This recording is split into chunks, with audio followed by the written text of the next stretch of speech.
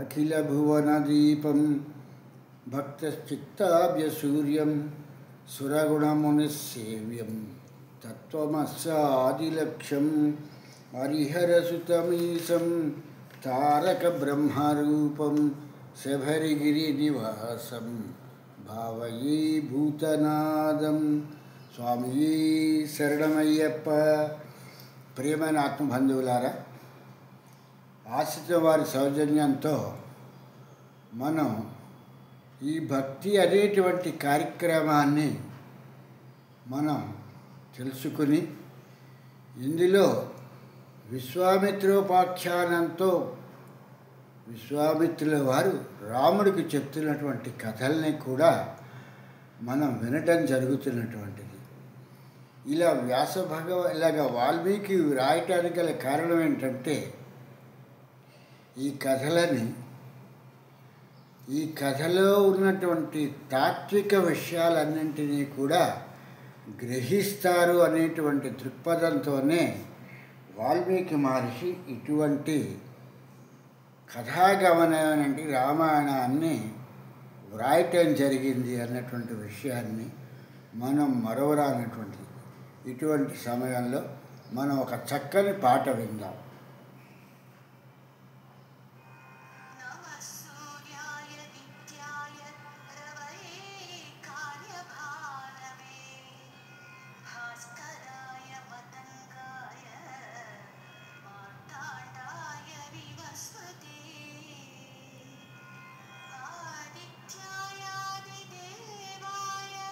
Namaste Rasmi Mali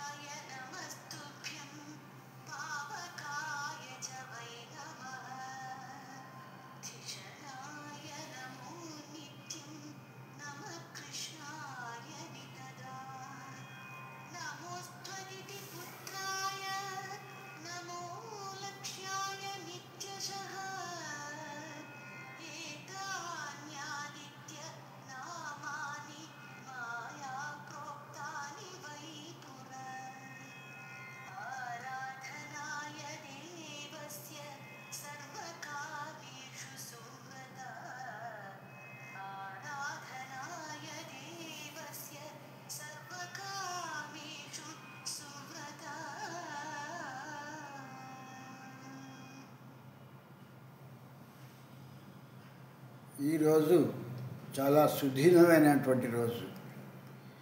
ఈ సూర్యుడి తాలూకు దీన్ని విన్నవారికి, వినిపించిన వారికి అందరికీ కూడా ముక్తి లభిస్తుంది, సర్వకార్యాలు కూడా నెరవేరుతాయి అనేటువంటి విషయాన్ని ఫలశ్రుతిలో చెప్పడం జరిగింది. అలాగే ఈరోజు నాడు విశ్వామిత్రుల వారు కూడా ఈ యొక్క షోడానదీ తీరంలో నుంచి ఈయన బయలుదేరే ముందర తన పూర్వజన్మ వృత్తాంతం అంతటినీ కూడా రాముడికి చెప్పినటువంటి విషయం మనం నిన్న విన్నటువంటిది. గాది అనేటువంటి అతనికి విశ్వామిత్రుడు జన్మించారని, ఈ కుశనాభునికి గాది కలిగాడని, ఈ గాదికి ఈ విశ్వామిత్రుడితో పాటుగా ఇంకొక అమ్మాయి కూడా కలిగింది అని చెప్పేటువంటి విషయాన్ని ఇక్కడ మనం తెలుసుకున్నటువంటి విషయము. ఆ అమ్మాయి బుచ్చుకుని భార్యగా ఆవిడ వివాహం చేసుకోవటం జరిగింది. ఆవిడ భర్తను సేవించి ఆవిడ స్వర్గప్రాప్తిని పొందింది అనేటువంటి విషయాన్ని చెప్తూ, ఆవిడే హిమాలయ పర్వతాల్లో ఈ యొక్క కౌశికి నదిగా కూడా ఈవిడక్కడ ఆ హిమాలయ ప్రాంతంలో ప్రవహిస్తోంది అని చెప్పేసి విశ్వామిత్రుల వారి కథంతటిని కూడా చెప్పి, ఆ రాత్రి ఆ షోడానదీ తీరంలో నిద్రపోయిన తర్వాత మరుసటి రోజు పొద్దున్న రాముణ్ణి నిద్రలేపి రాముడితో ప్రయాణం అవుతున్నటువంటి సమయంలో రాముడు అత్యంత ముఖ్యమైనటువంటి విషయాన్ని విశ్వామిత్రుల వారిని అడగటం తటస్థించింది. స్వామి, ఈనాడు ఈ షోడా అనేటువంటి నదిని మనం ఎలా దాటి అవతలికి వెళతాము అనేటువంటి విషయాన్ని రాముడు విశ్వామిత్రుల వారిని అడగటం జరిగింది. ఈ మాటలు విన్నటువంటి విశ్వామిత్రుల వారు రామునితో, దానికై ఇంత ఆలోచన చేయవలసినటువంటి పని లేదు నాయన. మహర్షులందరూ ఏ మార్గాన్ని అవలంబించి ఈ యొక్క షోడానదిని దాటారో ఆ మార్గంలోనే మనం కూడా వెళ్దాం తప్పితే దీని గురించి ఆలోచించవలసినటువంటి పని లేదు అనేటువంటి విషయాన్ని రాముడికి విశ్వామిత్రుల వారు చెప్పడం జరిగింది.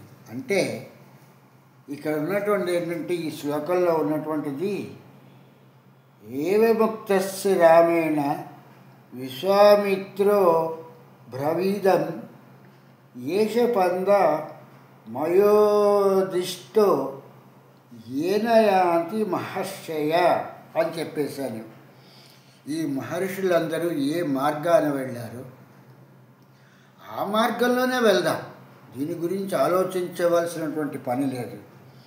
అంటే మన ముందు వారు మనకి ఎలా మార్గదర్శకంగా వెళ్తున్నారో అలా మనం వెళ్ళాలి తప్పితే మనం స్వతంత్రించి మన ఇష్టం వచ్చినట్లుగా మనకి మనమే నిర్ణయించుకుని మనం ఈ యొక్క మార్గాల్లో వెళ్ళటం అనుచితం కాదు అనేటువంటి విషయాన్ని ఇక్కడ విశ్వామిత్రుల వారు రాముడికి చెప్పటం జరిగింది. అంటే బ్రహ్మఋషునైనటువంటి నేను కానీ, అవతార పురుషుడు అయినటువంటి నీవు కానీ, నలుగురు నడిచినటువంటి మహనీయులు నడిచినటువంటి మార్గంలోనే నడవాలి తప్పితే మనమేమో అధికులం అనుకుని చెప్పేసని మన సొంతంగా అన్నట్టుగా మనం మార్గాన్ని ఏర్పాటు చేయరాదు అనేటువంటి విషయాన్ని చాలా ఖండితంగా బ్రహ్మర్షి అయినటువంటి విశ్వామిత్రుల వారు రాముడికి చెప్పటం జరిగింది. అలా చెప్పిన తర్వాత శోణానదిని దాటి వాళ్ళు అలా ముందుకు సాగుతున్నటువంటి సమయంలో గంగా పరిసర ప్రాంతాలకు వెళ్ళింది. ఆ గంగానదిని చూస్తూ మళ్ళీ రాముడు విశ్వామిత్రుల వారిని అడగటం తటస్థించింది. భగవాన్, ఇక్కడ రాముల వారు విశ్వామిత్రుల వారిని భగవాన్ అని చెప్పేసని సంబోధించటం జరిగింది. ఎందుకు అని అంటే బ్రహ్మర్షిగా ఉండటంతో పదార్థమంతా కూడా బ్రహ్మ పదార్థమే అవటం మూలంగా ఇందాక ఆయన చెప్పినట్టుగా మనం వెళ్ళవలసిన మార్గము ఋషులు నడిచినటువంటి మార్గంలోనే వెళ్ళాలి అని చెప్పటం మూలంగా భగవాన్ అనేటువంటి సంబోధన ప్రక్రియను చేసి భగవాన్ ఈ గంగను త్రిపదగా అని చెప్పేసని చెప్తారు కదా, ఎందుకు అలాగా ఈ గంగా నదిని త్రిపదగా అని చెప్పేసని చెప్పటం జరిగింది అని చెప్పేసని రాముడు తన సందేహాన్ని ఈ విశ్వామిత్రుని అడగటం తటస్థించింది. శిష్యుడికి ఏ సందేహమున్నా కూడా వెనుకాడకుండా గురువుని అడిగి ఆ సందేహ నివృత్తి చేసుకోవాలి అనేటువంటిది వేదము, సూక్తులు, ఉపనిషత్తులు చెప్తున్నటువంటి విషయం. కాబట్టి రాముడు ఈ యొక్క త్రిపద అనేటువంటి గంగకు ఎందుకు పేరు వచ్చింది అనేటువంటి విషయాన్ని విశ్వామిత్రుల వారిని అడగడం జరిగింది. ఇక్కడ రాముడు మిగిలినటువంటి ఋషులు కూడా వస్తున్నప్పుడు విశ్వామిత్రుడు ముందు నడుస్తూ ఉంటే రాముడు వెనకాదలు నడుస్తూ ఉంటే రామలక్ష్మణులు వాళ్ళ తర్వాత మిగిలినటువంటి ఋషులు మునులు అందరూ నడుస్తూ ఉంటే రాముడు మిగిలిన వాళ్ళని అడగకుండా బ్రహ్మ ఋషి అయినటువంటి విశ్వామిత్రుడిని మాత్రమే ఈ ప్రశ్న వేయటం జరిగింది. గంగకి ఎందుకు త్రిపద అనేటువంటి ఈ త్రిపదగా అనేటువంటి పేరు వచ్చింది?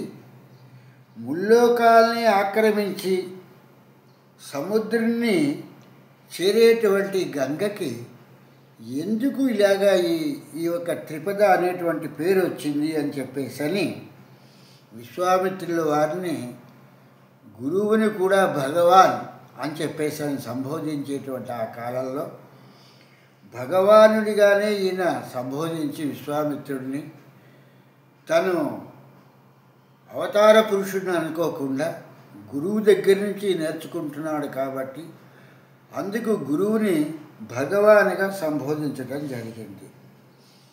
ఈ మాట విన్నటువంటి విశ్వామిత్రుల వారు రామ చెప్పేదని వినము అని చెప్పేసని ఆయన ఆ గంగానది ఒడ్డున కూర్చుని రాముడికి లక్ష్మణ నీవు కూడా విను అని చెప్పేసని లక్ష్మణుడికి మిగిలినటువంటి ఋషులకి మునులకి అందరికీ కూడా ఈ యొక్క గంగకి ఎందుకు త్రిపద అనేటువంటి పేరు వచ్చింది అనేటువంటి ఈ త్రిభువనాలలో ఒక వీటిల్లో కూడా ముల్లోకాల్లో కూడా ఉన్నటువంటి ఆవిడ ఎందుకు త్రిపద అనేటువంటి పేరుతో ఈవిడ పిలువబడుతోంది అనేటువంటి దాని గురించి విశ్వామిత్రుల వారు రాముడిని ఉద్దేశించి హిమవంతుడనేటువంటి పర్వతరాజు అనేటువంటి అతని కలడయ్య, ఈ పర్వతాలకి రాజైనటువంటి అతని పేరు హిమవంతుడు. ఆ హిమవంతునికి ఒక చక్కని మనోహరమైనటువంటి భార్య కూడా ఉంది. ఆ భార్య పేరు మనోరమ. మనోరమ అనేటువంటి ఇవన్నీ కూడా ఏంటంటే ఈ యొక్క కథాగమనంలో రామాయణంలో చెప్తున్నటువంటి ఇవన్నీ కూడా తత్వానికి సంబంధించినటువంటి కథలు తప్పితే వీటిని విశ్లేషించి అనవసరమైనటువంటి వాటి జోలికి వెళ్లకుండా కథాగమనమందు తగిన దృష్టి ఉంచవలసినటువంటి విషయాన్ని రాముడికి ముందుగానే విశ్వామిత్రుల వారు చెప్తూ ఈ కథ విన్నవారికి, ఈ కథ చెప్పిన వారికి, ఈ కథ వినేటువంటి తరతరాల వారికి కూడా వాళ్ళ తాలూకు ఇష్టకామ్యాలన్నీ కూడా నెరవేరతాయి అనేటువంటి విషయాన్ని ముందుగానే రాముడికి ఈ విషయాన్ని విశ్వామిత్రుల వారు చెప్పి ఈ కథాగమనాన్ని ప్రారంభించడం జరిగింది.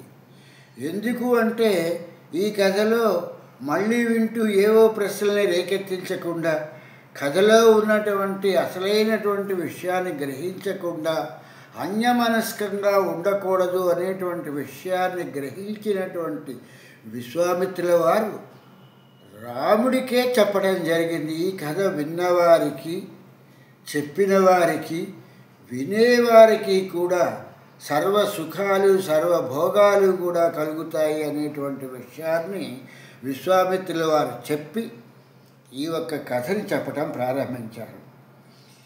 ఈ హిమవంతుడు అనేటువంటి వాడు పర్వతాల్లో ఉన్నటువంటి రాజు. ఈ పర్వతాల్లో ఉన్నటువంటి రాజు తాలూకు భార్య పేరు మనోరమ. ఈ మనోరమ అనేటువంటి ఈవిడ మేరు పర్వతం తాలూకు పుత్రిక. హిమాలయ పర్వతాల్లో ఉన్నటువంటి హిమవంతుడు అనేటువంటి పర్వతరాజేమో, ఇతని పేరు పర్వతరాజు. అటువంటి హిమాలయాల్లో ఉన్నటువంటి మేరు పర్వతం తాలూకు ఈమె పేరు మనోరమ. అంటే మేరు పర్వతం తాలూకు కుమార్తె మనోరమ అనేటువంటి విషయాన్ని ఇక్కడ ముందుగానే విశ్వామిత్రుల వారు చెప్పటం జరిగింది. ఈ మనోరమకి 2 కుమారులు ఉన్నారు. ఈ యొక్క 2 ఆడపిల్లలు ఉన్నారు. పెద్ద అమ్మాయి పేరు గంగని, చిన్న కుమారి పేరు ఉమని. ఈ ఉమనే పార్వతి అని కూడా అంటారని చెప్పేసని ఈ కథాగమనాన్ని రాముడికి చెప్పటం జరుగుతున్నటువంటి సన్నివేశం. ఇటువంటి సమయంలో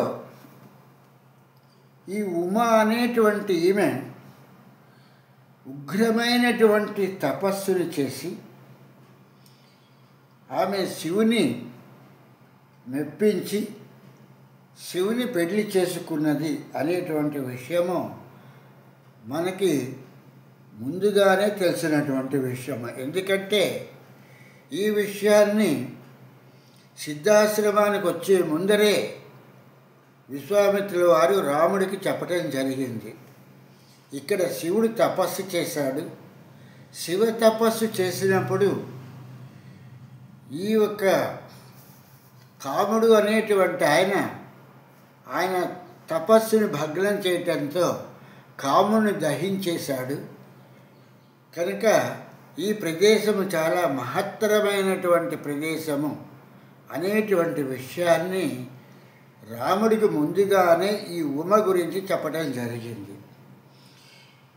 ఇప్పుడు మొదటి కుమార్తె అయినటువంటి గంగాదేవి గురించి విశ్వామిత్రుల వారు చెప్పడం జరుగుతుంది. ఈ దేవతలందరూ కలిసి హిమవంతుని దగ్గరికి వచ్చి, మహానుభావ, మాకు చాలా పనులున్నాయి, మా కార్యాలన్నీ తీరాలంటే మా కార్యసిద్ధి కొరకు మీ పెద్ద కుమార్తె అయినటువంటి గంగాదేవిని మాతో ఇచ్చి పంపవలసినది అని చెప్పేసరి వీళ్ళందరూ కూడా దేవతలందరూ కూడా వేడుకోవటం జరిగింది. దానికి హిమవంతుడు సరే అని చెప్పేసరి గంగానదిని దేవతలతో ఇచ్చి పంపించడం జరిగింది. గంగను తీసుకుని దేవతలందరూ కూడా ఆ యొక్క దేవతా స్థలానికి వెళ్ళటం జరిగింది. తర్వాత గంగ మళ్ళీ రాముడు కొంచెం ఉద్రేకపూరితంగా, మహానుభావ, నేను అడుగుతున్నది ఏంటంటే హిమవంతుడి తాలూకు కుమార్తెలైనటువంటి ఈ ఒక గంగ ఉమా గురించినటువంటి విషయంలో శివుడిని పెళ్లి చేసుకున్నట్టు ఉమ గురించి నేను అడగటం లేదు. నేను అడుగుతున్నటువంటిది ఏంటంటే గంగ త్రిపదగా ఎట్లు వచ్చినది అనేటువంటి విషయాన్ని అడిగాను. నా ప్రశ్న మీకు పూర్తిగా అర్థమైనట్లుగా లేదు అనేటువంటి విషయాన్ని మళ్ళీ రాముడు అడగటం అంటే ఊటంకించటము అంటామన్నమాట. ఊటంకించడం జరిగింది, మళ్ళీ తిరిగి అడగటం జరిగింది. అప్పుడు విశ్వామిత్రుల వారు ఇది ఒక పెద్ద కథ, ఈ యొక్క పెద్ద కథ చెప్పేదను, ఈ కథ గురించినటువంటి విషయాన్ని కడు జాగరూకతతో వినుము అని చెప్పేసని ఈయన విశ్వామిత్రుల వారు చెప్పటం ప్రారంభించారు. శివుడికి వివాహం అయిపోయింది. అంటే గంగ దేవలోకానికి వెళ్ళిపోయింది దేవతలతో కలిసి. శివుడికి వివాహమయ్యి ఉమని తీసుకుని శివుడు కూడా దేవతలు ఉన్నటువంటి స్థలానికి వెళ్ళటం జరిగింది. ఆ జరిగిన తర్వాత వీళ్ళు కొన్ని సంవత్సరముల పాటు వీళ్ళు హాయిగా వీళ్ళ తాలూకు కామక్రీడిలో తేలియాడుతున్నటువంటి సమయంలో ఈ దేవతలందరికీ కూడా ఒక విధమైనటువంటి సంకల్పము కలిగింది. ఎటువంటి సంకల్పం కలిగింది అంటే ఈ యొక్క శివుడికి ఈ యొక్క ఉమ అయినటువంటి పార్వతీకి కలిగేటువంటి సంతతి ఎంత ఉగ్రంగా ఉంటారో, వీళ్ళు ఎంత కోపావేశంలోనూ ఎంత ఆవేశంలోనూ ఉంటారో, ఇటువంటి వాళ్ళని దేవతలైనటువంటి మనము భరించగలుగుతామా? అందులో ఉమ ఈవిడ కూడా ఇక్కడ ఈ యొక్క గంగలాగానే త్రిపదగానే ఉమా పార్వతి చండీగా ఈవిడ 3 రూపాలతో ఉంది. ఈ అక్క చెల్లెళ్ళు ఇద్దరు కూడా ఈ యొక్క 3 అవతారాల్లో ఉండటంతో 3 రూపాల్లో ఉండటంతో ఇప్పుడున్నటువంటి ఉమ శివుడిని వివాహం చేసుకోవటం మూలంగా ఈవిడ కానీ గర్భవతి అయ్యి ఈవిడికి సంతానం కలిగితే ఆ సంతతిని మనం ఆపగలుగుతామా అనేటువంటి విషయాన్ని దేవతలందరూ కూడా కూర్చుని మాట్లాడుకొని ఈ విషయాన్ని శివుడి దగ్గరికే తీసుకెళ్ళటం జరిగింది. మహానుభావ, నీ మూలంగా కానీ పార్వతీదేవి గర్భం దాల్చి ఒక శిశువుని కనినట్టయితే ఆ శిశువుని భరించగలిగేటువంటి స్తోమత మాకున్నదా అనేటువంటి విషయాన్ని దేవతలందరూ కూడా శివుడికి విన్నవించటం జరిగింది.